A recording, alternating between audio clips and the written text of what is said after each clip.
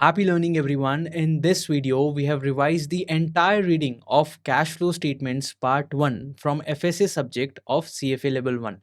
In case you want regular updates on more such videos, subscribe to our YouTube channel and do press the notification bell. अगर आपको ये video अच्छा लगा तो video को like करो और शेयर करो हर वो फ्रेंड के साथ जिसकी आप हेल्प करना चाहते हो. See you in the class. Happy learning.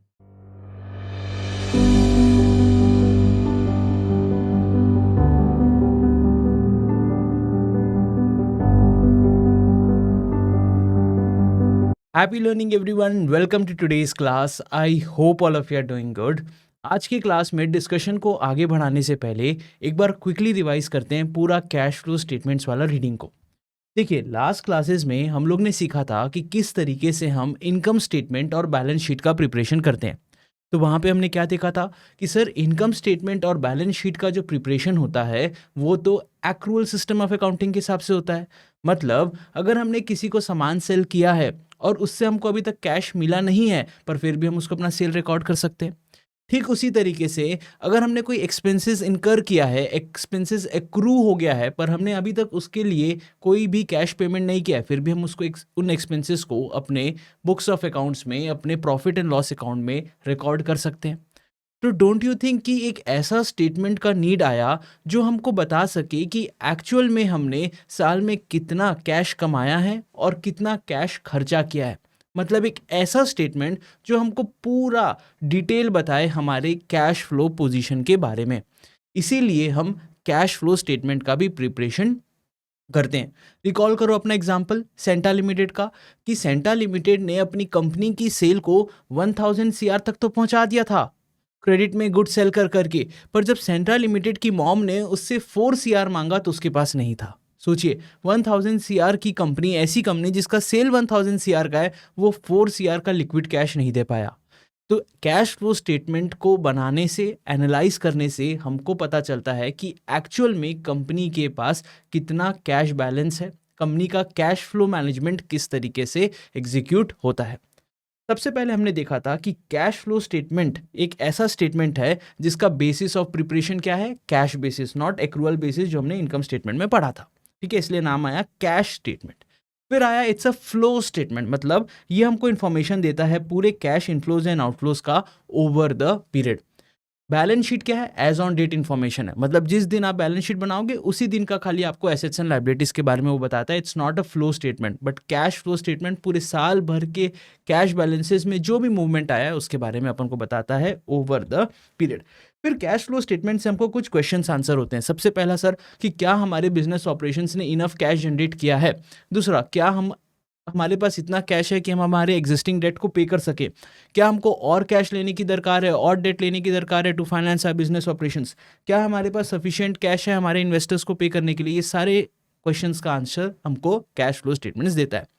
फिर आपको बोला गया कि हमेशा आपको नेट प्रॉफिट को, जो आपकी रिपोर्टेड अर्निंग्स है, जितना प्रॉफिट्स आपने रिपोर्ट किया है, जितना प्रॉफिट्स आपने दिखाया है, जितना अर्निंग्स आपने दिखाया है अपने फाइनेंशियल स्टेटमेंट्स में, उसको कंपेयर कर लेना cash flow from operating activity से. इससे क्या होगा, आपको पता चलेगा कि जो आपने नेट प्रॉफिट्स दिखाया है उसकी क्वालिटी कैसी है. If the cash flow from operating activity is more और अराउंड योर नेट प्रॉफिट, तो हम ये बोल सकते हैं कि जो हमारी अर्निंग्स हैं that are of very high quality. If the cash flow from operating activity is way lower than your net profits, तो हम बोल सकते हैं कि these are poor quality earnings, this net profit is not backed by sufficient cash. और जब cash flow from operating activity ज़्यादा है तो हम बोल सकते हैं कि yes, our net profit it is backed by sufficient cash. अगर आपको अनयूजुअली हाई नेट प्रॉफिट देखने को मिलेगा कोई भी एक पीरियड में, तो याद रख लेना, ये समझना कि ये इंडिकेशन दे रहा है कि कुछ अकाउंटिंग इरेगुलरिटी हो रखी है. अचानक से प्रॉफिट ऐसे चल रहा था, फिर बढ़ गया, फिर कम हो गया.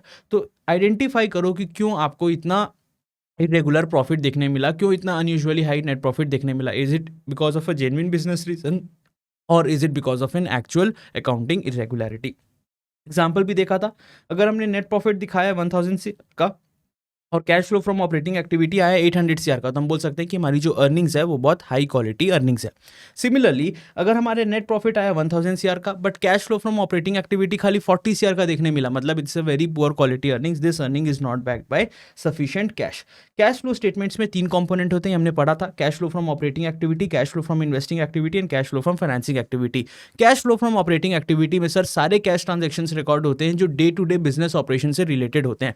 इसको कैलकुलेट करने का तरीका बहुत सिंपल है, जो भी आपका बिजनेस ऑपरेशंस को रन करके कैश आया उसको आप ऐड कर लोगे, जो भी बिजनेस ऑपरेशंस को रन करने के लिए एक्सपेंसेस आपने कैश में पे किया उसको माइनस कर दोगे, नेट नेट में आपका cash flow from operating activity आ जाएगा। सर बैलेंस शीट में जो items cash flow from operating activity से रिलेटेड हैं वो कौन कौन से हैं? बहुत ही simple, current liabilities and current assets, ऐसे बैलेंस शीट में आइटम्स होते हैं जो आपका cash flow from operating activity से रिलेटेड होता है। फिर आता है cash flow from investing activity, यहाँ पे हम रिकॉर्ड करते हैं सारे कैश ट्रांजेक्शंस जो कि हुए हैं बिकॉज ऑफ इन्वेस्टिंग एक्टिविटीज। जैसे मान लीजिए हमने कोई non current assets, fixed assets का परचेज सेल किया, कहीं पे भी मॉनिटरी इन्वेस्टमेंट्स किया, फाइनेंशियल एसेट्स में कहीं पे भी इन्वेस्टमेंट किया, उनका जो परचेज एंड सेल होता है वो आता है आपका cash flow from investing activity से। तो cash receive from sale of assets add हो जाएगा because it's an inflow, and जो भी आपने परचेज किया एसेट्स जिसके कारण आपका कैश आउटफ्लो हुआ है वो आप माइनस कर दोगे, नेट नेट में आपको cash flow from investing activity आ जाता है। सर बैलेंस शीट में जो आइटम्स हैं जो हमारे cash flow from investing activity से रिलेटेड होते हैं वो कौन कौन से हैं? Non current assets and financial assets, investment in monetary assets. फिर आता है आपका cash flow from financing activity last में, ये इसमें ये रिकॉर्ड करता है सारे कैश ट्रांजैक्शन जो भी आप करते हो आपने आपके इक्विटी एंड डेट ओनर्स वालों के साथ, जो भी कैश ट्रांजैक्शन आप अपने इक्विटी एंड डेट ओनर्स वालों के साथ करते हो वो यहाँ पे रिकॉर्ड होता है। तो मान लीजिए आपने पैसा रेज किया अपने इक्विटी एंड डेट ओनर्स से, कैश इनफ्लो हुआ वो ऐड हो जाएगा, आपने इक्विटी एंड डेट ओनर्स को पैसा पे किया, डिस्ट्रीब्यूट किया, तो वो चीज़ माइनस हो जाएगा because it's an outflow. Sir balance sheet में जो आइटम्स फाइनेंसिंग एक्टिविटी से रिलेटेड होते हैं वो क्या होंगे? आपके इक्विटी एंड डेट। तो इस तरीके से हम पूरा कैश फ्लो स्टेटमेंट्स बनाते हैं तीनों कंपोनेंट में डिवाइड करके। एक कैश फ्लो स्टेटमेंट का फॉर्मेट आपको यहाँ पे दे रखा है, किस तरीके से हम रिकंसिलेशन दिखाते हैं। सबसे पहले we start with opening cash, ये हमारा ओपनिंग कैश बैलेंस है, मतलब पिछले साल का क्लोजिंग कैश बैलेंस।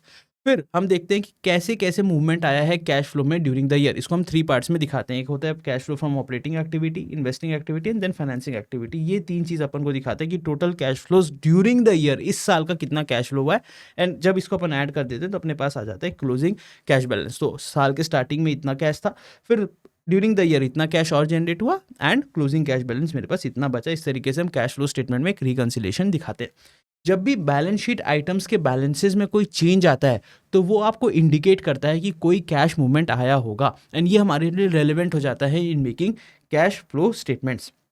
जैसे कि मान लीजिए आपके बैलेंस शीट में अकाउंट्स रिसीवेबल, डेटर्स का बैलेंस कम हुआ, ऐसे ही तो कम नहीं हो जाएगा। आप किसी का बैलेंस ऐसे ही तो कम नहीं कर दोगे, सामने वाले से आपने पैसा लिया होगा, they must have paid cash to us, it is a cash inflow for us, and इसलिए बैलेंस कम हुआ, तो कैश इनफ्लो हुआ है तो अपने लिए एक रेलेवेंट इन्फॉर्मेशन बन जाता है। तो हमारे लिए जब भी हम कैश फ्लो स्टेटमेंट्स प्रिपेयर करते हैं, सर किस कारण से कैश फ्लो हुआ है, what is the reason for the cash flow, वो हमारे लिए रेलेवेंट नहीं है। हमारे लिए क्या रेलेवेंट है? कैश फ्लो हुआ है या नहीं हुआ है, आइदर कैश इनफ्लो और कैश आउटफ्लो, खाली वो रेलेवेंट है। अगर कैश इनफ्लो हुआ है हम सिंपली ऐड कर देंगे, क्यों हुआ सर, किस लिए हुआ, ये सब चीज़ से हमको कोई मतलब नहीं है। अगर कैश आउटफ्लो हुआ है हम सिंपली माइनस कर देंगे, क्यों पे करना पड़ा, ये सब चीज़ से हमको मतलब नहीं है। Reason for us is not relevant, reason for cash flow is not relevant for us when we are making cash flow statements. Only thing is relevant is क्या कैश फ्लो हुआ है क्या, ठीक है। लेट्स टेक एन एग्जाम्पल, हमने book में भी example incorporate कर रखा है, यहाँ मैंने फिर भी आपको एक समझाया था कि मान लीजिए अगर आपको कैश रिसीव हुआ है कस्टमर से, अगर आपको कैश रिसीव हुआ है कस्टमर से, अब आपको ये नहीं देखना है कि किस लिए कैश रिसीव हुआ कस्टमर से, कैश आया ना कस्टमर से, इनफ्लो हुआ ना, वो आपके ऑपरेटिंग एक्टिविटी में ऐड हो जाएगा। हो सकता है भाई वो एडवांस पे किया होगा, ओके वेल एंड गुड। हो सकता है कि उसने कभी पास्ट में हमसे कुछ क्रेडिट में सामान लिया होगा, उसका आज पेमेंट किया हो सकता है, बिल्कुल पॉसिबल है। कोई भी रीजन से पे किया, हमको कैश पे किया ना, इनफ्लो हुआ ना, हम उसको ऐड कर देंगे। Both reasons, cash has increased, cash inflow, and it will be added in your operating activity वाला बैलेंस। फिर हमने एक क्लास में एग्जांपल देखा था कि किस तरीके से हम कैश कैलकुलेट करते हैं कैश कलेक्टेड फ्रॉम कस्टमर। मान लीजिए आपको ओपनिंग रिसीवेबल्स दे रखा है 12,000 रुपीज़ का, मतलब आपको साल के स्टार्टिंग में अपने कस्टमर से 12,000 रुपीज़ लेना था। आपने उनको इस साल और 20,000 रुपीज़ का गुड सेल किया, साल के एंड में आपको अपने कस्टमर से लेना दिखा 18,000 रुपीज़ का। अब आपको कैलकुलेट करके बताना है कि बताइए आपने कस्टमर से कितना कैश कलेक्ट किया है। ये आप कैसे करोगे? देखो, एक तो हम लॉजिक सीखे थे और दूसरा हम फॉर्मूला सीखे थे, बट हमको हर जगह लॉजिक को पहले अप्लाई करना है। बहुत ही सिंपल है, साल के स्टार्टिंग में आपको 12,000 रुपीज़ अपने कस्टमर से लेना था, ओके। साल के पूरे पूरे साल में आपने उनको 20,000 रुपीज़ का गुड्स और सेल किया, मतलब 12,000 प्लस 20,000, मतलब सर 32,000 रुपीज़ आपको आइडियली उनसे लेना है। बट जब साल के एंड में आप अपना बैलेंसेस चेक कर रहे थे तो आपको देखने को मिला कि खाली 18,000 रुपीज़ ही लेना दिखा रहा है। मतलब आपने 14,000 रुपीज़ कलेक्ट किया होगा, तभी तो 32,000 रुपीज़ का जो बैलेंस है वो आपका 18,000 रुपीज़ का हो गया। आपने 14,000 रुपीज़ अपने कस्टमर से कलेक्ट किया होगा, यही आपके लिए रेलिवेंट है कैश फ्लो स्टेटमेंट्स में कि आपने कितना कैश कलेक्ट किया है from customers, that is 14,000 rupees. कैसे आपने कैलकुलेट किया? Opening receivables plus current sales minus closing receivables. Sir हमारे लिए सेल्स का फिगर रिलेवेंट नहीं होता जब हम सीएफएस बनाते हैं, क्योंकि ये तो एक्रूअल सिस्टम ऑफ अकाउंटिंग के हिसाब से बना होता है। इसमें तो कुछ ऐसे बैलेंसेस भी आ गए हैं जो कस्टमर्स ने हमको कैश पे नहीं किया है, हमने कंट्रोल ट्रांसफर कर दिया, सेल हो गया तो वो सेल में रिकॉर्ड कर लूंगा, हो सकता है मेरे को कैश मिला ही ना हो, इसलिए हम ये उठा के अपना कैश कलेक्टेड फ्रॉम कस्टमर नहीं मान सकते। हमको कैश कलेक्टेड फ्रॉम कस्टमर एक और स्टेप फॉलो करके कैलकुलेट करना पड़ेगा इस तरीके से, ठीक है। इसका फॉर्मूला क्या होता है? You start with opening receivables plus sales minus जितना आपने कैश कलेक्ट कर लिया कस्टमर से is equal to closing receivables, इतना आपको साल के एंड में और अपने कस्टमर से लेना है। वेरी लॉजिकल, ठीक है। इसमें क्या होता है, अगर आपको कोई भी 3 वेरिएबल दिया है तो आप third variable automatically back calculate कर सकते हो। जैसे हमारे इस वाले एग्जाम्पल में अपन को ओपनिंग रिसीवेबल्स दिया था, सेल्स दिया था, क्लोजिंग रिसीवेबल्स दिया था, हम आराम से कैश कलेक्शन बैक कैलकुलेट कर लिए। फिर आता है आपका cash flow from operating activity, investing activity और फाइनेंसिंग एक्टिविटी आप किस तरीके से कैलकुलेट करके बनाते हो। बहुत ही सिंपल है। सबसे पहले स्टार्ट करते हैं सीएफओ से। सीएफओ कैलकुलेट करने का 2 मेथड होता है, एक होता है डायरेक्ट मेथड और एक होता है इनडायरेक्ट मेथड। सर क्या दोनों मेथड से अलग अलग आंसर आते हैं? द आंसर इज नो, दोनों मेथड से आपको सेम आंसर देखने को मिलेंगे। सीएफआई और सीएफएफ कैलकुलेट करने का खाली एक ही मेथड होता है, ठीक है। तो जब भी आपको बोला जाए कि आप cash flow statements direct method से बनाए हो, मतलब आपको ये बोला जा रहा है कि आपने सीएफओ जो है वो डायरेक्ट मेथड से बनाया है। जब भी आपको ये बोला जाए कि आपने cash flow statements indirect method से बनाया है, तो आपको ये बोला जा रहा है कि आपने जो अपना सीएफओ है वो आपने इनडायरेक्ट मेथड से बनाया है। तो खाली सीएफओ कैलकुलेट करने के 2 मेथड होते हैं, direct and indirect. CFI and CFF एक ही तरीके से कैलकुलेट होता है, चाहे आप डायरेक्ट मेथड से सीएफओ बनाओ चाहे आप इनडायरेक्ट मेथड से सीएफओ बनाओ।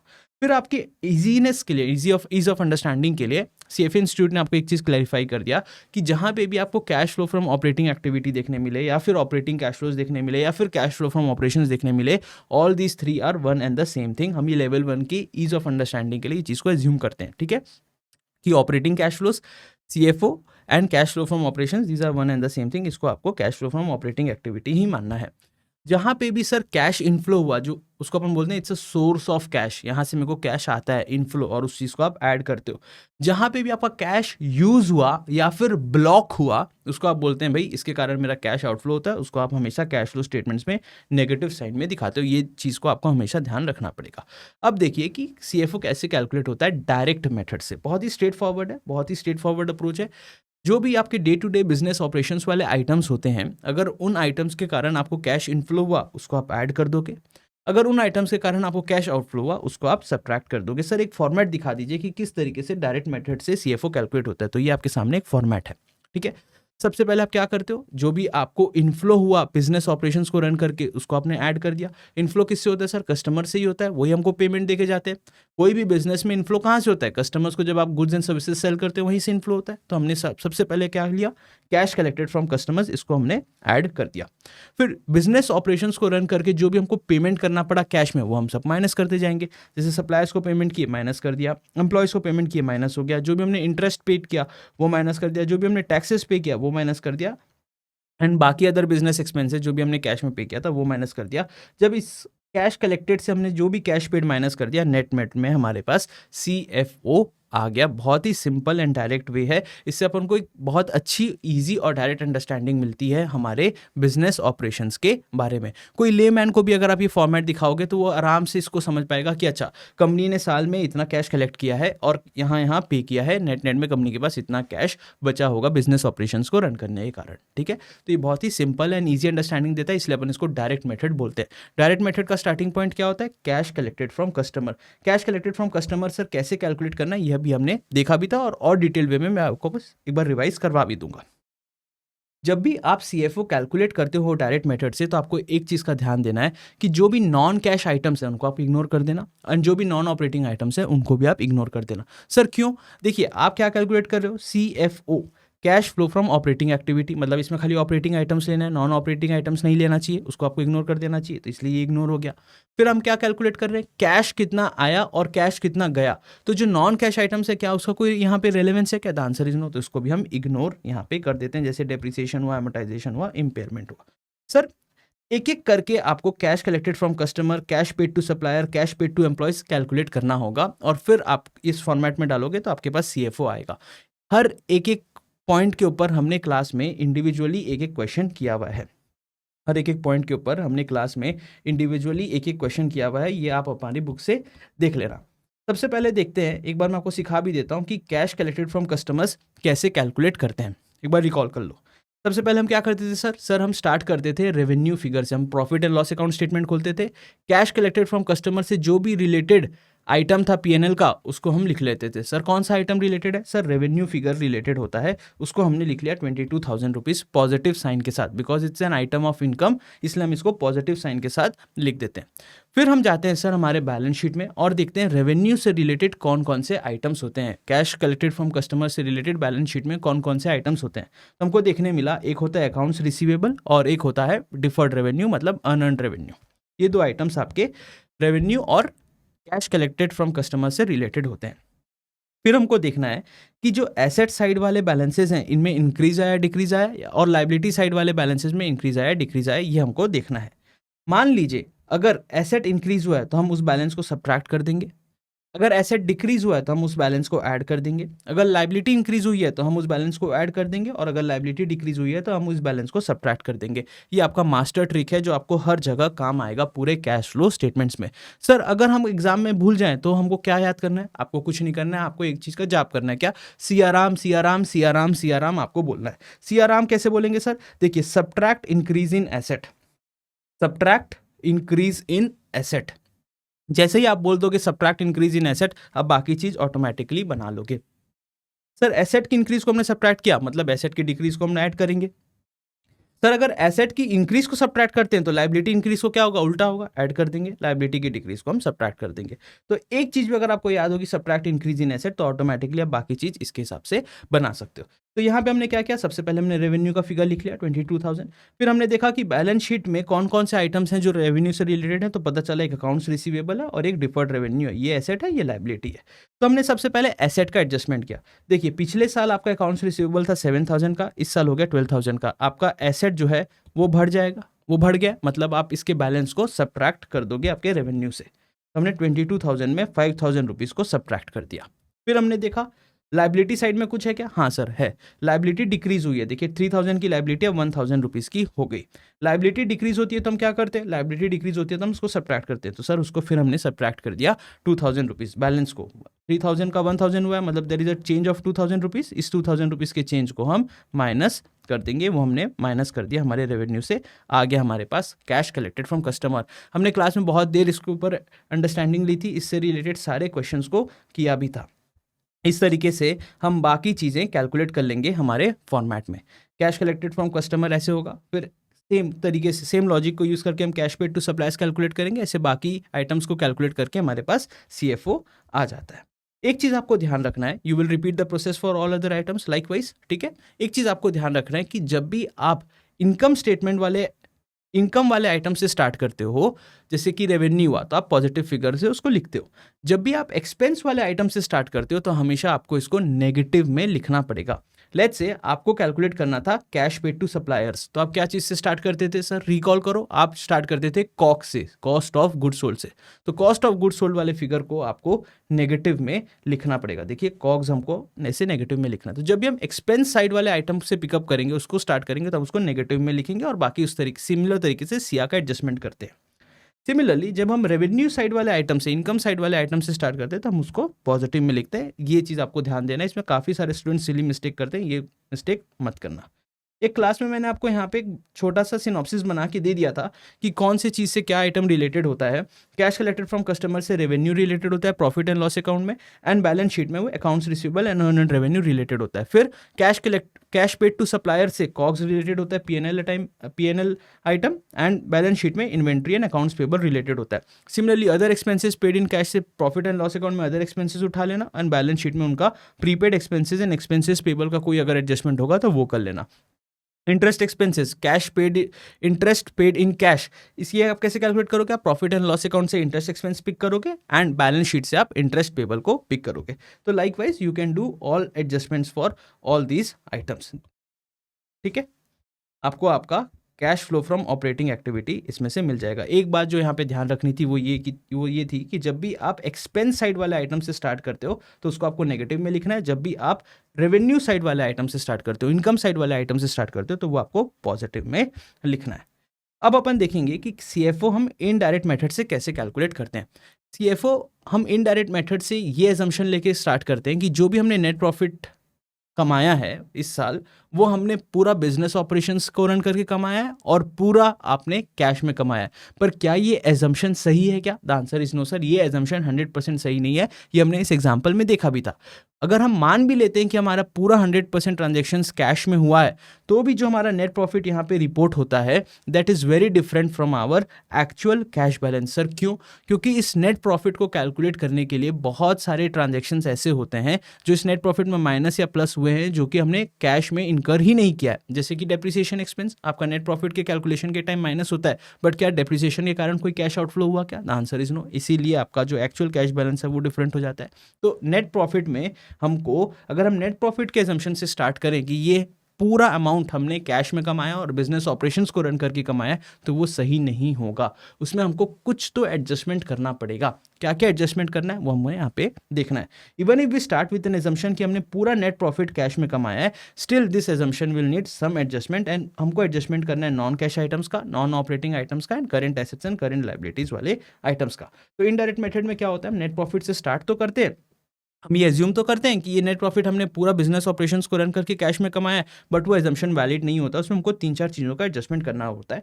बेसिकली 3 थिंग्स का एडजस्टमेंट करना है। सबसे पहले आपको नॉन कैश आइटम्स का एडजस्टमेंट करना है, फिर आपको नॉन ऑपरेटिंग आइटम्स का एडजस्टमेंट करना है, और फिर आपको current assets and current liabilities का एडजस्टमेंट करना है। इसका एडजस्टमेंट तो हम डायरेक्ट मेथड में भी करते थे, सी एडजस्टमेंट को यूज़ करके, सब्ट्रैक्ट इंक्रीज इन एसेट वाला जो ट्रिक था उसको यूज़ करके हम डायरेक्ट मेथड में भी करते थे। ये 2 चीज़ का मेन है यहाँ पे समझने का।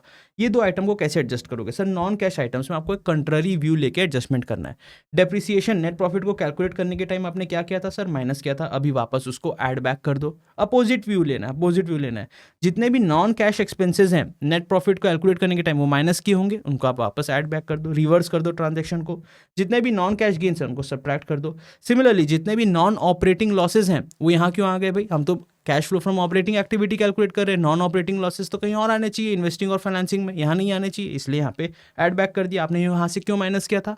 जबरदस्ती माइनस किया था, ऐड बैक कर दो। Add back non operating losses and subtract non operating gains. Basically हम एक रिवर्स व्यू ले रहे हैं, सारे एक्सपेंसेस एंड लॉसेज को ऐड कर रहे हैं, सारे गेन्स एंड इनकम को नॉन ऑपरेटिंग वाले माइनस कर रहे हैं।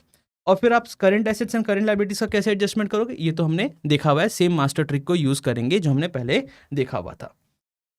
जब भी हम आपको ये बोलते हैं यहाँ पे cash flow from operating activity calculate करने के टाइम कि आपको current assets and current liabilities का एडजस्टमेंट करना है, आपको ये नहीं समझना है कि हमको सारे करंट एसेट्स एंड सारे करंट लायबिलिटीज का एडजस्टमेंट करना है। No, we do not mean to say that. What we mean to say you is आपको खाली operating current assets and operating current liabilities का ही एडजस्टमेंट करना है। ठीक है, OCA एंड OCL का ही एडजस्टमेंट करना है यूजिंग दैट मास्टर सिया वाला ट्रिक।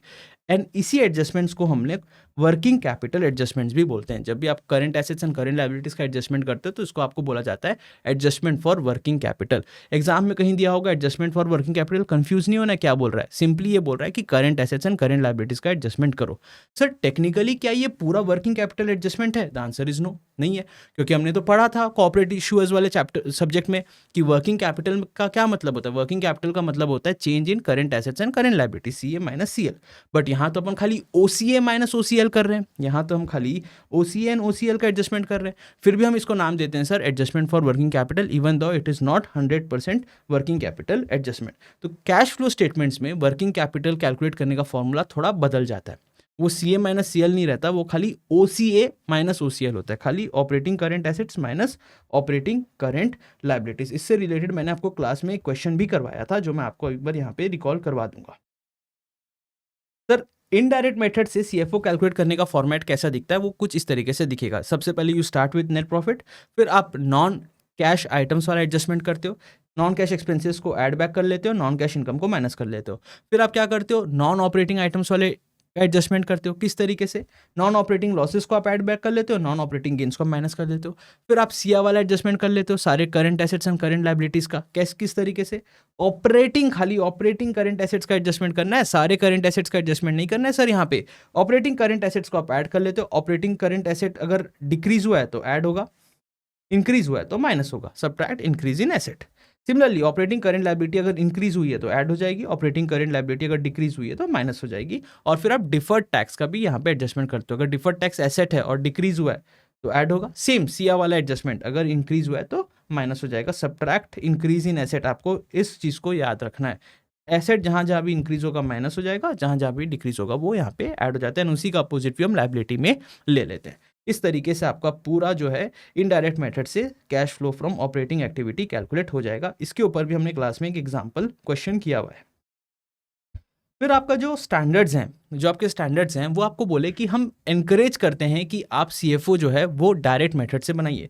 बहुत लॉजिकल सी बात है, किसी को आप इस तरीके से cash flow from operating activity calculate करके दे दोगे तो वो बेचारा यहीं पे डर जाएगा कि बाप रे ये इसने क्या कैलकुलेट करके दिया है, मेरे को तो कुछ समझ में ही नहीं आ रहा है। अगर आप देखो उसी आदमी को, उसी पर्सन को अगर आप डायरेक्ट मेथड से CFO कैलकुलेट करके देते हो तो उसको फिर भी कुछ समझ में आएगा कि ओके बिजनेस ने इतना कैश कलेक्ट किया और यहाँ पे बिजनेस ने कैश पे किया है, तो ये फिर भी समझ में आने वाली बात है, क्योंकि it gives us a better and easy understanding about things. इसीलिए एनकरेज किया जाता है आपके स्टैंडर्ड से कि आप जो है डायरेक्ट मेथड को यूज करके अपना CFO बनाओ। प्रिफरेबल है डायरेक्ट मेथड को यूज करना, because it is very easy to understand and review trends. इसीलिए both IFRS and US GAAP also encourage direct method. But यहाँ पे इन्होंने थोड़ा सा दोगलापंथी कर दिया, दोनों मेथड को अलाउ दोनों किया है, both method is permitted, direct and indirect, तभी तो हम पढ़ रहे हैं, बट एनकरेज डायरेक्ट मेथड को किया है बुक्स में। धीरे से क्या बोल दिया, अगर आप डायरेक्ट मेथड से अपना कैश फ्लो स्टेटमेंट्स बनाते हो तो आपको इनडायरेक्ट मेथड से भी अपना CFO कैलकुलेट करके नोट्स टू अकाउंट्स में डिस्क्लोजर देना पड़ेगा। आपका US GAAP ये बात बोलता है। और अगर आपने इनडायरेक्ट मेथड से CFS बनाया तो फिर आपको डायरेक्ट मेथड को वापस बनाने की दरकार नहीं है। मतलब सर एक तरीके से तो आप बोल रहे हो कि मैंने डायरेक्ट मेथड को एनकरेज किया, प्रीफर किया, और अगर मैं डायरेक्ट मेथड को यूज कर रहा हूं अपना CFS बनाने के लिए तो आप मेरा काम बढ़ा दे रहे हो। आप बोल रहे हो इनडायरेक्ट मेथड से भी बनाओ, और अगर मैं डायरेक्टली खाली एक बार इनडायरेक्ट मेथड से बनाता हूँ फर्स्ट स्टेप में ही, तो आप बोल देते हो हाँ आप डायरेक्ट मेथड को इग्नोर कर दो। तो ये किस बात का एनकरेजमेंट है भाई, ऐसा कैसा प्रेफरेंस है ये? यहाँ पे इन्होंने थोड़ा दोगलापंथी किया हुआ है। सर आपके CFA इंस्टीट्यूट ने बहुत ही स्ट्रेट फॉरवर्ड बात बोला कि आप डायरेक्ट मेथड से अपना CFS बनाइए। मेन प्रिपरेशन जहाँ पे कैश फ्लो स्टेटमेंट्स का होता है वो डायरेक्ट मेथड से बनाइए, और इनडायरेक्ट मेथड का आप एक डिस्क्लोजर, एडिशनल डिस्क्लोजर अपने फुटनोट्स में दे देना। फिर हम CFO जो है एक फॉर्मूला को भी यूज करके कैलकुलेट कर सकते हैं। हमने तो ये पूरा पूरा स्टेप्स देखा था ना, ये बड़ा बड़ा फॉर्मेट बना के CFO कैलकुलेट करना सीखा था। हम एक सिंपल फॉर्मूला से भी CFO को कैलकुलेट कर सकते हैं, and that simple formula is based on indirect method only. कुछ नहीं है, इनडायरेक्ट मेथड से ही डिराइव हुआ है। क्या बोला सर, आप स्टार्ट करो नेट प्रॉफिट के साथ, वही तो हम इनडायरेक्ट मेथड में स्टार्ट करते थे। फिर आप non cash and non operating items का एडजस्टमेंट कर दो, सर वो हम करते थे। एंड फिर आप जितना भी current assets and current liabilities का एडजस्टमेंट है, वर्किंग कैपिटल का एडजस्टमेंट है, वो भी आप कर दो, वो भी हम यहाँ पे कर देंगे। सिंपल है, ये इनडायरेक्ट मेथड का जो पूरा स्टेटमेंट है उसको एक फॉर्मूला में लिख दिया। You start with net profit plus non cash expenses and non cash charges minus any investment in working capital during the year. जो यहाँ पे ट्रिक पार्ट होता है ना, वो इन्वेस्टमेंट इन वर्किंग कैपिटल कैलकुलेट करने का होता है। यहीं पे सारे स्टूडेंट्स जो है कंफ्यूज होते हैं। बहुत ईजी है, हमने तो पूरा स्टेप बाय स्टेप सीखा था कि कैसे हम जो है वर्किंग कैपिटल का कैलकुलेशन करेंगे और एडजस्टमेंट करेंगे। इसके ऊपर हमने क्लास में एक क्वेश्चन भी किया था। देखिए हमने क्लास में ये क्वेश्चन करके भी देखा था कि अगर हमको फॉर्मूला से कैलकुलेट करना होगा तो हम किस तरीके से कैलकुलेट करेंगे। Even though I do not recommend using this because ये काफ़ी ज़्यादा कंफ्यूजिंग हो सकता है। बहुत ही सिंपल है, investment in working capital during the year मतलब कितना चेंज आया है आपके वर्किंग कैपिटल में इस साल आपके वर्किंग कैपिटल में कितना चेंज आया। कोई भी चेंज आप कैसे कैलकुलेट करते हो, क्लोजिंग माइनस ओपनिंग। ठीक है, तो working capital of this year minus working capital of previous year, closing working capital minus beginning working capital आपको change in working capital investment दे देगा। वर्किंग कैपिटल इन्वेस्टमेंट दे देगा। तो सबसे पहला स्टेप है आपको क्लोजिंग वर्किंग कैपिटल कैलकुलेट करना है, दूसरा स्टेप है आपको बिगनिंग वर्किंग कैपिटल कैलकुलेट करना है, और तीसरा स्टेप में आपको इसके चेंज को कैलकुलेट करना है क्लोजिंग माइनस ओपनिंग से। मान लीजिए ये फिगर अगर पॉजिटिव होता है, ये फिगर अगर पॉजिटिव होता है तो इसका जो नेट इफेक्ट क्या होगा, यहाँ पे माइनस होगा। आपका एक्स्ट्रा कैश ब्लॉक हुआ है कहीं पे, आपका एक्स्ट्रा कैश कहीं पे ब्लॉक हुआ है, आपका वर्किंग कैपिटल में पैसा ब्लॉक हुआ है, तभी तो पॉजिटिव फिगर है। Increase working capital has increased, तो वो माइनस हो जाएगा। अगर आपका ये फिगर नेगेटिव होता है, क्लोजिंग माइनस बिगनिंग का ये फिगर नेगेटिव होता है, तो नेट नेट में ये चीज़ फॉर्मूला में ऐड हो जाएगी। ऑब्वियस सा बात है, माइनस ऑफ माइनस एनीथिंग क्या होगा, आपका ऐड हो जाएगा। हमने क्लास में ये क्वेश्चन किया भी था। सिंपली आपको कुछ नहीं करना, आपको change in working capital calculate करना है और इस फॉर्मूला में डाल देना है, इस फॉर्मूला में डाल देना है। अगर वो चेंज पॉजिटिव है तो minus of positive figure automatically net effect में माइनस होगा। अगर ये फिगर नेगेटिव है तो माइनस ऑफ माइनस पॉजिटिव वो चीज़ ऑटोमेटिकली ऐड हो जाएगी। वो तो आपको ये फॉर्मूला को अगर याद करोगे तो ऑटोमेटिकली समझ में आ भी जाएगा। यहाँ पे बस ध्यान रखना कि जब भी आप वर्किंग कैपिटल कैलकुलेट करो पूरे कैश फ्लो स्टेटमेंट्स में, वो हमेशा operating current assets minus operating current liabilities को यूज करके कैलकुलेट होता है। सारे CA माइनस CL मत कर देना, तो फिर आपका दिक्कत आ जाएगा। खाली operating current assets and operating current liabilities को ही लेना, don't take all current assets and current liabilities. अब समझते हैं अपन कि cash flow from investing activity हम किस तरीके से कैलकुलेट करेंगे।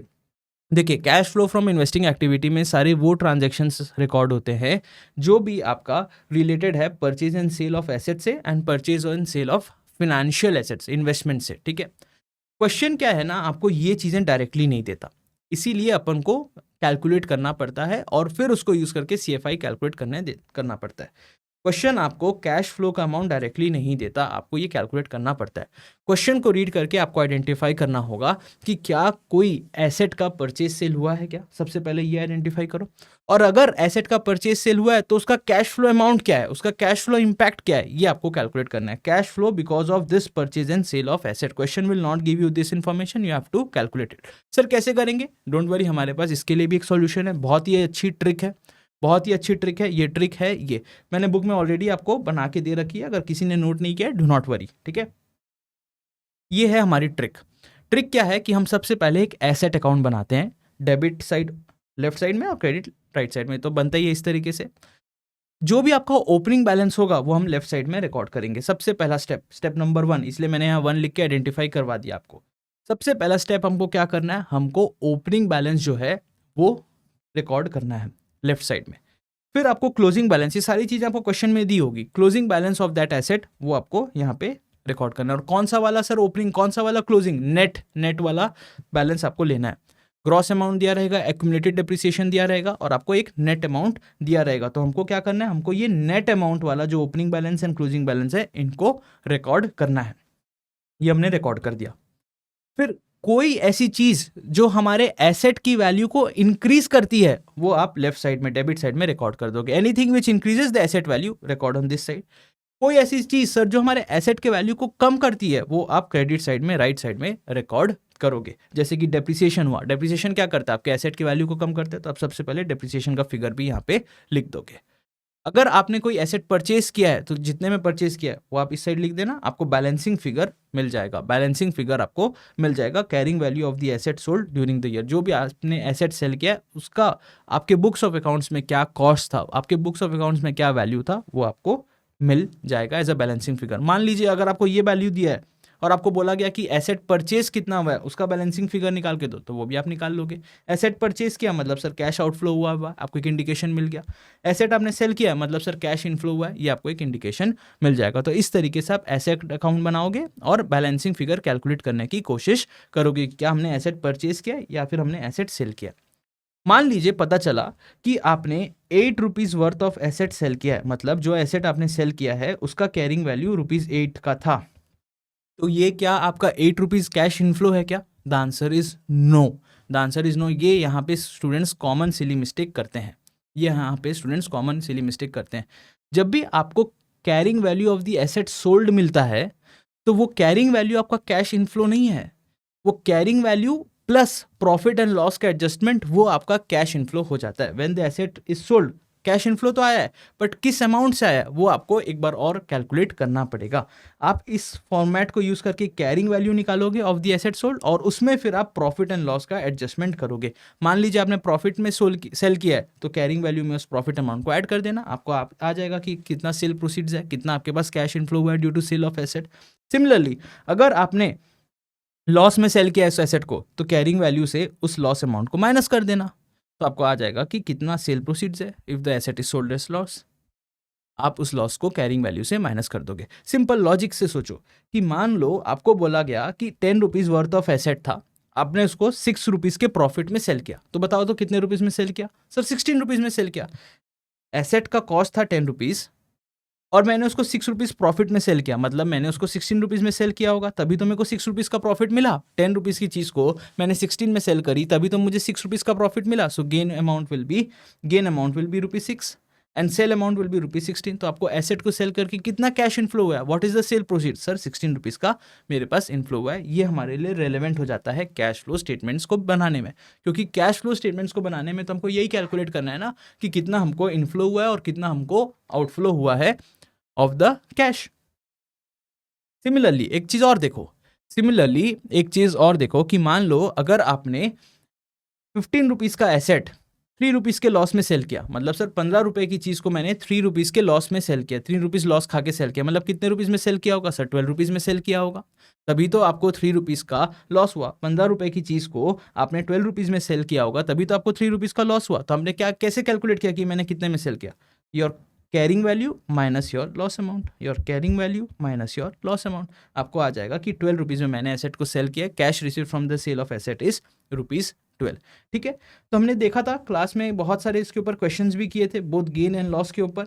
यहाँ पे बस एक सिली मिस्टेक को ये वाला मत करना कि जब भी आप carrying value of the asset sold निकालो इस ट्रिक को यूज करके, इस अकाउंट को यूज करके, तो उसी को अपना सेल प्रोसीड्स मत मान लेना, उसमें प्रॉफिट एंड लॉस का एडजस्टमेंट करना, तभी आपको फाइनल सेल प्रोसीड्स आएगा, आपको फाइनल कैश इनफ्लो कैलकुलेट होगा। तो यहाँ पे जो कॉमन सिली मिस्टेक स्टूडेंट्स करते हैं is they take the carrying value of the asset sold during the year as their final value, as their sale price, which is not the case. आपको carrying value of the asset sold में plus profit minus loss का adjustment करना पड़ेगा, तभी आपको आपका cell proceeds आएगा। And दूसरा, जैसे डेप्रिसिएशन एक्सपेंस दिया होता है उसको तो यहाँ पे वो लोग रिकॉर्ड कर लेते हैं, इम्पेयरमेंट एक्सपेंस दिया होता है मान लो, तो उसको यहाँ पे रिकॉर्ड करना भूल जाते हैं। तो इम्पेयरमेंट एक्सपेंस को भी आपको रिकॉर्ड करना पड़ेगा इस साइड में, राइट साइड में। Anything which decreases your asset value, आप उसको इस साइड रिकॉर्ड करोगे, तभी आपको करेक्ट बैलेंसिंग फिगर कैलकुलेट होगा, ठीक है। अब आइए देखते हैं cash flow from financing activity कैसे कैलकुलेट करेंगे। हाँ, हमने क्लास में किया हुआ है, ये दोनों क्वेश्चन हमने क्लास में किया था ना, ये आप रिविजिट कर लेना, बहुत ही सिंपल है। हमको बैलेंसिंग फिगर मिल गया था कि ये है carrying value of the asset sold during the year. यहाँ पे इस वाले केस में हमने प्रॉफिट में सेल किया था, कितना रुपीज़ की प्रॉफिट थी? 11 लाख रुपीज़ की प्रॉफिट में सेल किया था।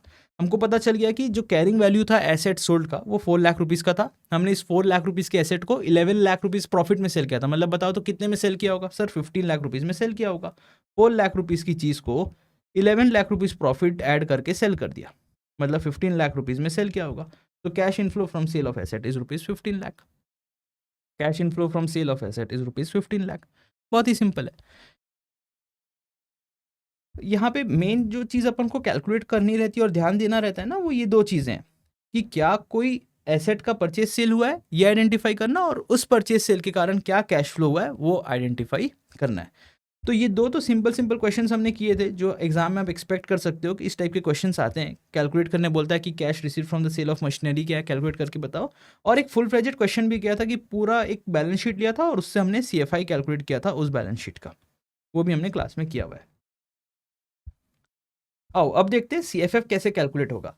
CFF में क्या रिकॉर्ड होता है सर? सारे कैश ट्रांजैक्शंस जो भी एक कंपनी अंडरटेक करती है with its lenders, with its investors, वो आपका CFF में कैलकुलेट होता है। जब से आप CFF कैलकुलेट करते हो ना, तो यहाँ पे आपको IFRS एंड US गैप में एक डिफरेंस देखने को मिलता है। सबसे पहले कहाँ डिफरेंसेस है ये एक बार देख लेते हैं। IFRS बोलता है जब भी आपने कहीं पे इन्वेस्टमेंट किया, इन्वेस्टमेंट किया तो वो इन्वेस्टिंग एक्टिविटी है, पर उस इन्वेस्टमेंट से आपको इंटरेस्ट एंड डिविडेंड रिसीव हुआ तो वो आप मानोगे कि it's a cash inflow from operating activity. थोड़ा सा इरेशनल है। इन्वेस्टमेंट किया तो इन्वेस्टिंग एक्टिविटी माना, पर उसी इन्वेस्टमेंट से जब पैसा आया, कमाए हम, कुछ इंटरेस्ट एंड डिविडेंड रिसीव किया तो उसको आपको cash inflow from operating activity माना। सर ये तो दोगलापंती है। हाँ, थोड़ा सा यूएस गैप ये सब काम किया हुआ है, थोड़ा सा यूएस गैप ये सब काम करता है। आईएफआरएस इस बात में ठीक काम किया है, दिखाएंगे आगे कैसे। फिर क्या बोला कि जब भी आपने किसी से लोन लिया, लोन लिया मतलब अपने लेंडर्स के साथ ट्रांजैक्शन किया, लोन लिया तो वो cash flow from financing activity है, और उसी लेंडर को जब आप इंटरेस्ट पे करते हो तो वो आपका ऑपरेटिंग एक्टिविटी से का आउटफ्लो मानता है, वो आपका ऑपरेटिंग एक्टिविटीज को मानता है। So interest paid is treated as a cash outflow from operating activity, interest and dividend receive is treated as a cash inflow from operating activity. And जब भी आप डिविडेंड पे करते हो एक ओनर्स के साथ, डेट ओनर के साथ जब आपने ट्रांजैक्शन किया और उनको कुछ पेमेंट किया इंटरेस्ट का, तो उसको आपने ऑपरेटिंग एक्टिविटी माना। और दूसरे ओनर के साथ जब आपने कोई ट्रांजैक्शन किया, उनको कुछ पे किया डिविडेंड, तो उसको आपने cash flow from financing activity माना। ये आपका यूएस गैप करता है, ये इरेशनैलिटी आपका यूएस गैप दिखाता है। तो जब भी आप डिविडेंड पे करते हो तो वो उसको cash outflow from financing activity मानता है। आईएफआरएस थोड़ा सा आपको फ्लेक्सिबिलिटी दिया है यहाँ पे। आईएफआरएस बोला कि जब भी आपने कहीं पे इन्वेस्टमेंट किया, डेट या इक्विटी इन्वेस्टमेंट, तो हमने उसको इन्वेस्टिंग एक्टिविटी माना था। तो जब उस इन्वेस्टमेंट से आपको पैसा मिलता है, इंटरेस्ट एंड डिविडेंड रिसीव होता है, तो वो आप इन्वेस्टिंग एक्टिविटी में मान सकते हो, cash flow from investing activity मान सकते हो। सिमिलरली, एक बार इस चीज़ को इग्नोर करना, सिमिलरली अगर आपने किसी से पैसा रेस किया, लेंडर्स एंड इन्वेस्टर्स से आपने पैसा रेस किया, इनके साथ ट्रांजैक्शन किया, तो हम उसको cash flow from financing activity मानते हैं। और इन्हीं लोग को जब आप कुछ पे करते हो, जैसे इनको इंटरेस्ट पे करते हो, और इनको डिविडेंड पे करते हो, तो इसको आप cash outflow from financing activity मान सकते हो। ये एकदम लॉजिकल बात किया। फिर ये बोला कि मान लीजिए आपका बिजनेस ट्रांजैक्शन ही ऐसा है, आपका बिजनेस ऑपरेशन ही ऐसा है, आप एक बैंक हो, आप एक नॉन बैंकिंग फाइनेंशियल कंपनी हो, एनबीएफसी हो, आपका बिजनेस ऑपरेशन ही ऐसा है कि आप किसी से लोन लेते हो और किसी को लोन देते हो, कहीं से पैसा रेज करते हो और कहीं पे पैसा इन्वेस्ट करते हो। तो आपके लिए इंटरेस्ट एंड डिविडेंड रिसीव करना, पेमेंट करना, ये एक बिजनेस ऑपरेशन का पार्ट है। तो उस केस में आप इसको सीएफओ भी ट्रीट कर सकते हो। आप एक मोर फ्लेक्सिबिलिटी दिया और एकदम करेक्ट फ्लेक्सिबिलिटी दिया। तो यूएस गैप क्या बोला कि जब भी आपने कहीं पे इन्वेस्टमेंट किया इक्विटी में या फिर लोन दिया किसी को, तो आप उसको cash outflow from investing activity मानोगे, इन्वेस्टमेंट एक्टिविटी है। पर इन्हीं लोग से जब आपको इंटरेस्ट रिसीव होता है, डिविडेंड रिसीव होता है, तो आप उसको ऑपरेटिंग एक्टिविटी मानोगे। सिमिलरली आपने कहीं से लोन लिया तो आप उसको सीएफएफ मानते हो, और जब आप इस लोन के ऊपर इंटरेस्ट पे करते हो तो आप इसको ऑपरेटिंग कैश आउटफ्लो मानते हो। ये थोड़ा सा यहाँ पे यूएस गैप इरेशनैलिटी दिखाया, और यहीं पे आपको डिफरेंस देखने को मिलता है। Interest paid is treated as a cash outflow from operating activity under US GAAP, but it is treated as a cash outflow from financing activity under IFRS. It can be treated also as a cash outflow from financing activity under IFRS. IFRS आपको दोनों option दिया हुआ है। जब भी अपन CFF calculate करें ना, तो यहाँ पे दो चीज़ों का ही एडजस्टमेंट करना मेन होता है। दो चीज़ों को कैलकुलेट करना ही यहाँ पे मेन होता है, जो यहाँ पे स्टूडेंट्स कॉम्प्लेक्सिटी फेस करते हैं। एक होता है कि इक्विटी शेयर्स के कारण कितना कैश इनफ्लो एंड आउटफ्लो हुआ है वो, और दूसरा डिविडेंड पेड इन कैश कैसे हम कैलकुलेट करेंगे। सर ये दो चीज़ हमको अगर पता चल गई तो हम CFF आराम से इजीली कैलकुलेट कर सकते हैं, और एग्जाम के सारे क्वेश्चन हम मैनेज कर लेंगे।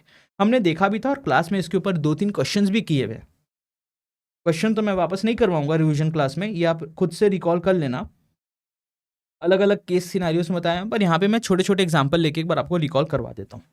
सबसे पहले समझो कि कैसे कैलकुलेट होगा कि कितना कैश इनफ्लो आया है from issue of new equity shares and कितना कैश आउटफ्लो हुआ है from buyback of existing shares. ये हमको कैलकुलेट करना है। तो इसको कैलकुलेट करने के लिए हम क्या करते हैं, हम सबसे पहले कंट्रीब्यूटेड कैपिटल में क्या चेंज आया है इसको देखते हैं। सर कंट्रीब्यूटेड कैपिटल क्या है? देखो बहुत ही सिंपल है। कंपनी क्या है, एक कंपनी थी XYZ, इसने एक इक्विटी शेयर इशू किया है जिसका फेस वैल्यू 10 रुपीज़ था, और इसने 90 रुपीज़ में वो शेयर को इशू किया। सर फेस वैल्यू 10 था, कितना एक्स्ट्रा कमाया, प्रीमियम में इशू किया, डिस्काउंट में इशू किया, हमको इससे क्या मतलब? हम तो कैश फ्लो स्टेटमेंट बना रहे हैं। जितना कैश आया वही मेरे लिए रेलेवेंट है, जितना कैश गया वो मेरे लिए रेलेवेंट है ना। तो मतलब इसका क्या मतलब होता है कि कोई भी इन्वेस्टर जिसको इस कंपनी का एक इक्विटी शेयर खरीदना है, उसको कंपनी को कितना पे करना होगा? 10 रुपीज़ की 90 रुपीज़? सर 90 रुपीज़ पे करना होगा। 10 रुपीज़ तो खाली फेस वैल्यू है, दिखावाबाजी है। कंपनी को कितना रिसीव होगा इन्वेस्टर से? सर 90 रुपीज़ रिसीव होगा। तो हर जगह जब 90 रुपीज़ ही रेलेवेंट है तो हम खाली उसी को देखेंगे। कंपनी क्या करती है, अपने बैलेंस शीट में ना थोड़ा सा एक्स्ट्रा प्रेजेंटेशन देती है कि देखिए हमने जो स्टॉक इशू किया, हमने जो इक्विटी शेयर्स इशू किया है, वो उसका फेस वैल्यू 10 रुपीज़ था, उसको कॉमन स्टॉक में असाइन करती है। हमको मिला 90 रुपीज़ है, तो एक्स्ट्रा 80 रुपीज़ मिला है, तो उसको दिखाती है additional paid in capital APIC 80 rupees. इस तरीके से पूरा ब्रेकअप शो करती है और फिर नेट नेट में दिखाती है कि हमारा इक्विटी कैपिटल आज 90 रुपीज़ का है। हमको खाली यही रेलेवेंट है कि तुम्हारा इक्विटी कैपिटल कितना रुपीज़ का है, कितने का फेस वैल्यू था, कितना तुमने एक्स्ट्रा पे लिया है इन्वेस्टर से, वो सबसे हमको मतलब नहीं है। हमारे लिए खाली यही वाला फिगर रेलेवेंट होता है एंड इसी फिगर को अपन कंट्रीब्यूटेड कैपिटल बोलते हैं। कि सीधा सीधा ये बताओ कि आपके इन्वेस्टर्स ने आपके पास कितना रुपए कंट्रीब्यूट किया, कितना कैपिटल कंट्रीब्यूट किया। सर वो 90 रुपीज़ है, वो फेस वैल्यू का 10 रुपीज़ कंट्रीब्यूट किया, APIC का 80 रुपीज़ कंट्रीब्यूट किया, किस लिए कंट्रीब्यूट किया हमको मतलब नहीं है। आपके इक्विटी इन्वेस्टर्स ने आपकी कंपनी में 90 रुपीज़ का इक्विटी कैपिटल कंट्रीब्यूट किया ना, वो हमारे लिए बस रेलेवेंट है। तो हमको जब भी कैलकुलेट करना है कि कितना इक्विटी कैपिटल में चेंज आया, हमेशा अपन को ये टोटल वाला फिगर लेना है, total of common stock in APIC, this is called contributed capital. ठीक है, कितना ब्रेकअप है, प्रेजेंटेशन है, ये सब चीज़ से हमको मतलब नहीं है। हमको खाली इतना मतलब है कि कंपनी को 90 रुपीज़ मिला है, इन्वेस्टर्स ने 90 रुपीज़ कंट्रीब्यूट किया, हम वही वाला फिगर लेके चलेंगे। तो जब भी कंट्रीब्यूटेड कैपिटल के बैलेंस में चेंज आता है, आपको एक इंडिकेशन मिलता है कि पक्का कोई कैश फ्लो हुआ होगा, पक्का कोई कैश फ्लो हुआ होगा। एंड इक्विटी कैपिटल में चेंज आया है, उसके कारण कैश फ्लो हुआ है, तो वो कहाँ पे आता है सर, वो cash flow from financing activity में आ जाता है। एक छोटा सा एग्जांपल ले लो, ABC लिमिटेड है जिसने 2010 में कॉमन स्टॉक 70 रुपीज़ दिखाया था, APIC 360 दिखाया था, मतलब कंट्रीब्यूटेड कैपिटल 430 का दिखाया था टोटल, एंड 2011 में 520 रुपीज़ का कंट्रीब्यूटेड कैपिटल दिखाया था। अब आपको बोला जाए कि बताइए इक्विटी ट्रांजैक्शन के कारण कितना कैश इनफ्लो एंड आउटफ्लो हुआ है, तो आप कैसे कैलकुलेट करोगे। बहुत ही सिंपल है सर, हमको तो हमेशा खाली टोटल कंट्रीब्यूटेड कैपिटल का ही बैलेंसेस को चेक करना है, इसमें क्या कोई चेंज आया है क्या नहीं, इसको हमको चेक करना है, इसमें कोई चेंज आया है। The answer is yes sir, 430 का कंट्रीब्यूटेड कैपिटल 520 का हो गया 2010 से 2011 में। मतलब सर कंट्रीब्यूटेड कैपिटल बढ़ गया। कंट्रीब्यूटेड कैपिटल बढ़ा मतलब इन्वेस्टर्स ने और पैसा दिया होगा कंपनी को, इन्वेस्टर के पास, कंपनी के पास पैसा आया होगा, cash inflow from financing activity. कितने रुपीज़ से चेंज आया सर, 520 माइनस 430, 90 रुपीज़ का, और कंपनी का कैपिटल बढ़ा है, मतलब और इनफ्लो हुआ है 90 रुपीज़ का। तो आप इजिली कैलकुलेट कर लिए, cash inflow due to equity transaction is ₹90। ये आपका cash flow from financing activity में जाके ऐड हो जाएगा। सिमिलरली डिविडेंड पेड का कैलकुलेशन भी थोड़ा सा ट्रिकी एंड कंफ्यूजिंग होता है स्टूडेंट्स के लिए। डिविडेंड पेमेंट को आपको 2 स्टेप्स में कैलकुलेट करना है, 2 स्टेप में कैलकुलेट करना है। सबसे पहला स्टेप आप क्या करते हो, आप डिविडेंड डिक्लेयर कैलकुलेट करते हो, और फिर आप इसको यूज करके dividend paid in cash calculate करते हो। मान लीजिए आपके क्वेश्चन में कोई भी इन्फॉर्मेशन नहीं दिया है regarding dividend payable and all, तो आप यहाँ पे ये एज्यूम कर सकते हो कि मैंने जो डिविडेंड डिक्लेयर कैलकुलेट किया है उतना पूरा अमाउंट मैंने डिविडेंड पे भी कर दिया है। So for that you can assume dividend declared is equal to dividend paid in cash. सबसे पहले सर ये डिविडेंड डिक्लेयर कैलकुलेशन का, डिविडेंड डिक्लेयर्ड का कैलकुलेशन कैसे होगा, बहुत ही सिंपल है। आप ये फॉर्मूला को यूज करोगे, opening retained earning plus net profit of the current year minus dividend declare is equal to closing retained earning. ये चीज़ और ये चीज़ आपको क्वेश्चन में दी रहती है, उसको आप बैक कैलकुलेट कर सकते हो डिविडेंड डिक्लेयर को कैलकुलेट करने के लिए। जैसे हम हमारे पास डिविडेंड डिक्लेयर आ जाता है, इसमें हम क्या करेंगे, हम इसमें CI एडजस्टमेंट करेंगे, वही वाला याद करो, सबट्रैक्ट इंक्रीज इन एसेट वाला जो एडजस्टमेंट है, जो ट्रिक हमने दिखा था मास्टर ट्रिक, उसका एडजस्टमेंट हम करेंगे डिविडेंड्स पेबल का टू आर डिविडेंड डिक्लेयर्ड वाला फिगर, हमारे पास डिविडेंड पेड इन कैश आ जाएगा। सर एक क्वेश्चन रिवाइज करवा देते इसके ऊपर तो मजा आ जाता। एक क्वेश्चन मैंने क्लास में ये वाला करवाया था और आपको 2 क्वेश्चन और बुक में करवाए थे, देख लेना। चलो एक बार रिवाइज करवा देता हूँ ये क्वेश्चन। आइए, 2016-2017 का आपको रिटेन्ड अर्निंग और डिविडेंड पेबल का फिगर दे दिया हुआ है, आपको बताया है नेट प्रॉफिट 2017 का कितना था, और आपको अभी कैलकुलेट करके देना है डिविडेंड पेड इन कैश कितना था। चलो जल्दी से करके दो, करके दे पाओगे कि मैं करवाऊं? नालायक, भूल गए। बहुत ही सिंपल है सर, सबसे पहले हमको कैलकुलेट करना है डिविडेंड डिक्लेयर इन कैश, और उसको फिर यूज करके हम कैलकुलेट कर लेंगे dividend paid in cash. Sorry, dividend declare in cash बोला मैंने, सॉरी। सबसे पहले आपको कैलकुलेट करना है डिविडेंड डिक्लेयर्ड, और फिर आपको कैलकुलेट करना है dividend paid in cash. Sir dividend declare कैसे कैलकुलेट होगा, बहुत ही सिंपल है, opening retained earning plus net profit of the year minus dividend declare is equal to closing retained earning. तो ये दे दिया, ये दे दिया, ये दे दिया, अपन बैक कैलकुलेट कर सकते हैं डिविडेंड डिक्लेयर को। 1150 plus 300 minus dividend declare is equal to closing retained earning, इसको हमने बैक कैलकुलेट करके डिविडेंड डिक्लेयर निकाल लिया। फिर इस डिविडेंड डिक्लेयर में हम सिया का एडजस्टमेंट करेंगे डिविडेंड्स पेबल को। 50 रुपीज़ मेरा डिविडेंड डिक्लेयर आ गया। अब देखिए डिविडेंड पेबल जो है, डिविडेंड पेबल जो है ये क्या होती है, ये एक सर लाइबिलिटी होती है, इसका एडजस्टमेंट करना है। आपकी लाइबिलिटी बढ़ी है या कम हुई है? सर लाइबिलिटी बढ़ी है, 70 रुपीज़ से 107 हो गई, 37 रुपीज़ से लाइबिलिटी बढ़ गई। क्या सीखा था हमने? जब लाइबिलिटी बढ़ती है तो उसका क्या होता है सर? इंक्रीज होता है। इंक्रीज इन लाइबिलिटी सर क्या होता है? ऐड होता है। इंक्रीज इन लाइबिलिटी ऐड होता है। लाइबिलिटी बढ़ी है मतलब ये ऐड होगा। इसमें 37 रुपीज़ ऐड कर दो, 87 रुपीज़ आपके पास आ जाएगा। यही आपका डिविडेंड पेड इन कैश है। यही आपका डिविडेंड पेड इन, ओह सॉरी, देखो मैंने यहाँ पे गलती करी थी। हमने क्या सीखा था? जब भी हम सीआई एडजस्टमेंट करेंगे, देखिए जब मेरे से ये गलती हो सकती है तो आप लोग से भी बिल्कुल होगी, ये ध्यान रखना। मैंने क्या सिखाया था? सीआई एडजस्टमेंट करेंगे तो जितने भी आपके इनफ्लो वाले आइटम होते हैं, रेवेन्यू इनकम, उसको आप पॉजिटिव फिगर से स्टार्ट करते हो, और जितने भी आपके एक्सपेंस या पेमेंट वाले आइटम होते हैं उनको आप नेगेटिव में लिखते हो। तो डिविडेंड डिक्लेयर को आपको नेगेटिव में लिखना होगा। मैंने यहाँ पे वार्निंग दे भी रखा था, do not forget to write this in negative. आप नेगेटिव में उसको लिखते हो और उसके बाद ही आप सीआई एडजस्टमेंट करोगे। तो आपको यहाँ पे 50 नेगेटिव में लिखना था, आपको 50 यहाँ पे नेगेटिव में लिखना था, प्लस 13 माइनस 13 आ जाएगा, मतलब आपने डिविडेंड 13 रुपीज़ का पे किया है in cash. Dividend paid in cash negative 13 है, मतलब there is a cash outflow because of dividend payment of rupees 13 CR का। अच्छा हुआ ये गलती मैंने यहाँ पे कर दी, तो आपको याद भी रहेगा। क्या देखा था हमने कि जब भी आप कोई भी इनकम या रेवेन्यू वाला आइटम लोगे, सीआई एडजस्टमेंट करने से पहले आप उसको पॉजिटिव में लिखते हो, और कोई भी एक्सपेंस या पेमेंट वाला आइटम लेते हो जैसे डिविडेंड पेमेंट वगैरह हुआ, इसको आप हमेशा नेगेटिव में लिख के स्टार्ट करोगे, तभी आप आपका सीआई एडजस्टमेंट करना, तभी आप अपना सीआई एडजस्टमेंट करना। ये चीज़ हमने पढ़ी भी थी, ये चीज़। Repeat the process for all other items. Make sure to write the figure of expense items, any payment items in negative. Items of income positive figure से start करना, उसके बाद ही आपका CI adjustment होगा, और items of expense आप negative figure से start करना, तभी आपका CI adjustment करोगे। यहाँ रेवेन्यू था तो पॉजिटिव साइन से हमने स्टार्ट किया, वहाँ डिविडेंड पेमेंट था या कॉक्स एक्सपेंस था तो उसको आप नेगेटिव फिगर से स्टार्ट करना, उसके बाद ही ये वाला एडजस्टमेंट या ट्रिक को यूज़ करना। ऑल राइट, आगे आओ। फिर क्या है? तो इस तरीके से आप dividend paid in cash calculate करना सीख जाओगे। आपका CFF में और कुछ भी मेरे हिसाब से समझाने का नहीं है। आपका CFF में और कुछ भी समझाने का नहीं है, हमने लगभग सारा कंसेप्ट देख लिया। हाँ, एक बार बस जल्दी से देख लेते हैं कि CFS कैलकुलेशन करने के टाइम कहाँ कहाँ पे अपन को IFRS और US गैप में डिफरेंसेस देखने को मिलता है। सर सबसे पहला डिफरेंस तो इंटरेस्ट रिसीव में ही देखने को मिलता है। Interest receive and dividend receive, US gap क्या बोलता है कि आप cash flow from operating activity मानोगे। IFRS बोलता है कि नहीं भाई, आपने इन्वेस्टमेंट किया है, इन्वेस्टमेंट किया तभी आपको ये पैसा हुआ है, तो आप इसको cash flow from investing activity मान सकते हो। और आपको फ्लेक्सिबिलिटी भी दिया कि आप उसको चाहो तो cash flow from operating activity मान सकते हो अगर आपका बिजनेस ऑपरेशन ही इस चीज़ का है। फिर इंटरेस्ट पेड, यूएस गैप बोलता है कि आप cash flow from operating activity मानोगे। आईएफआरएस बोला कि आप उसको सीएफओ या सीएफएफ दोनों मान सकते हो। फिर आता है डिविडेंड पेड। डिविडेंड पेड में हमको कोई डिफरेंस ज़्यादा देखने को मिला नहीं। यूएस गैप भी बोलता है कि it's a cash outflow from financing activity, IFRS भी बोलता है cash outflow from financing activity. But आपको आईएफआरएस एक फ्लेक्सिबिलिटी दे दिया कि जितना भी ये इंटरेस्ट एंड डिविडेंड का कैलकुलेशन है, जो भी आप पेड एंड रिसीव करते हो, आप उसको cash flow from operating activity भी मान सकते हो अगर आपके जनरल बिजनेस ऑपरेशन आपको ये का पार्ट है। फिर बैंक ओवरड्राफ्ट, इसका मैंने यहाँ पे आपको एक एग्जांपल भी दिया था। Bank overdraft very important. IFRS बोलता है कि भाई this is a part of your cash and cash equivalent, ठीक है। जो भी कैश बैलेंस होता है उसको आप ऐड करते हो। तो जो भी बैंक ओवरड्राफ्ट है, मतलब आपने बैंक से ओवरड्राफ्ट बैलेंस लिया हुआ है, एक छोटा सा क्रेडिट लोन लिया हुआ है, तो ये आप माइनस करके ही अपना cash and cash equivalent calculate करोगे। यूएस गैप बोलता है नहीं, बैंक ओवरड्राफ्ट मतलब बैंक से आपने लोन लिया, बैंक से लोन लिया तो it is a part of debt financing, जो भी चेंज होगा आपको उसको फाइनेंसिंग एक्टिविटी में रिकॉर्ड करना पड़ेगा।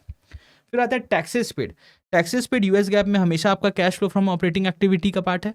आईएफआरएस में आपको बोला गया कि नेचर ऑफ प्रिंसिपल ट्रांजेक्शन उसको चेक करना, और उसके हिसाब से फिर आप टैक्सेस को सीएफओ, सीएफआई एंड सीएफएफ के हिसाब से कैलकुलेट करना। मान लीजिए आपने कोई एसेट सेल किया, एसेट सेल किया तो it's a part of investing activity, और उस एसेट को सेल करने के कारण अगर आपको कोई टैक्स लायबिलिटी पे आती है, आपके ऊपर कोई टैक्सेस पे करना होता है, तो उस टैक्सेस पेड को आपको इन्वेस्टिंग एक्टिविटी में क्लासीफाई करना होगा एंड ना ही ऑपरेटिंग एक्टिविटी में। तो यूएस गैप बोला कि जब भी आप टैक्स पे करोगे आपको cash flow from operating activity classify करना होगा। आईएफआरएस बोला कि टैक्स पेमेंट को आप सीएफओ, सीएफआई या सीएफएफ में कैलकुलेट डिवाइड कर सकते हो डिपेंडिंग ऑन द ट्रांजेक्शन, जिसके कारण ही आपके वो टैक्स पेमेंट की लायबिलिटी आई है। एक बार बैंक ओवरड्राफ्ट का treatment under IFRS and US gap का एग्जांपल दे लेते हैं। मान लीजिए कंपनी है जिसने कैश एंड कैश इक्विवेलेंट 2017-18 का 80 और 100 दिखाया है, और बैंक ओवरड्राफ्ट दिखाया है 15 एंड 20 का। तो IFRS बोलता है कि भाई बैंक ओवरड्राफ्ट कुछ नहीं है, it's a negative cash, it's a negative cash. तो अगर आपसे कोई ओपनिंग कैश कैलकुलेट करने बोले तो 80 रुपीज़ का ये था पॉजिटिव कैश एंड 15 रुपीज़ का नेगेटिव कैश, नेट नेट में 65 रुपीज़ दिखा देना। सिमिलरली क्लोजिंग कैश में हमने नेट नेट में 100 माइनस 20 80 रुपीज़ दिखा दिया। यूएस गैप बोला नहीं भाई, ये कैश है ही नहीं, ये तो लोन लिया है आपने बैंक से लोन लिया है। यूएस गैप के हिसाब से आपका ओपनिंग कैश 80 का ही है और आपका क्लोजिंग कैश 100 का ही है, और 15 से जो 20 ये फिगर हुआ है मतलब 5 रुपीज़ का आपने एक एक्स्ट्रा लोन लिया है, this is a cash inflow due to financing activity, इस तरीके से आपको रिकॉर्ड करवाएगा। IFRS बोलता है नहीं भाई, ये कोई भी फाइनेंसिंग एक्टिविटी वगैरह नहीं है, it's just a negative cash, आप नेट नेट में अपना opening and closing cash calculate करना। तो ये डिफरेंस है एक बैंक ओवरड्राफ्ट में under IFRS and US gap. ठीक है, तो हमने पूरा कैश फ्लो स्टेटमेंट्स का पार्ट 1 वाला रीडिंग रिवाइज कर लिया। अभी हम एक ब्रेक लेंगे और उसके बाद हम कैश फ्लो स्टेटमेंट्स के पार्ट 2 वाला रीडिंग का रिवीजन करेंगे।